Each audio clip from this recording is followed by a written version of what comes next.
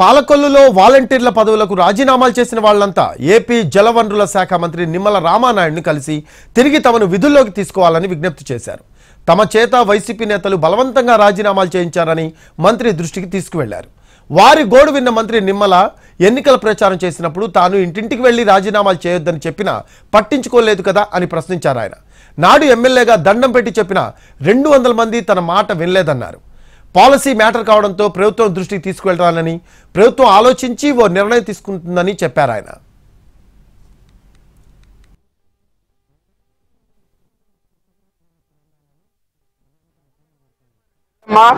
మీరు రాజీనామా చేయకండి, రోడ్డు మీద పడకండి. రేపు పొద్దున మన ప్రభుత్వం వచ్చాక వాలంటీర్కి శాలరీలు కూడా పెంచుతాము. రేపు మళ్ళీ ఆ 10,000 రూపాయలు అందుకని మా ఇంటికి వచ్చి అన్నయ్య మీ ప్రభుత్వం నాకు 10,000 వచ్చింది సంతోషంగా ఓ స్వీట్ ప్యాకెట్ పట్టుకుని రావాలి మీరు అని నేను అంత క్లియర్గా అర్థమయ్యే విధంగా చెప్పాను ప్రతి ఇంటి దగ్గర. చూసారు కదా నా వాయిస్ కూడా విన్నారు కదా. విన్నప్పుడు మీరు ఏం చేయాలి?